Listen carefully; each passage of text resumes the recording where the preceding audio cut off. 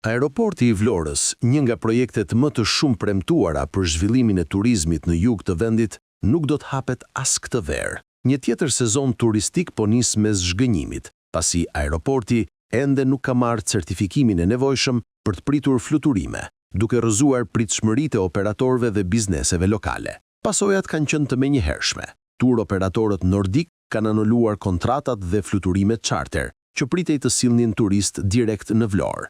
Hotelet që kishin bërë përgatitje dhe kishin marrë edhe parapagime, tashmë përballen me pasiguri dhe humbje të mundshme financiare, një goditje e fortë për një sektor që mbetet jetik për ekonominë lokale. Por situata bëhet edhe më e rëndë. Burime bëjnë me dije se SPAK ka nisur hetime lidhur me projektin, ndërsa punimet janë zgjatur përtej afateve të premtuara.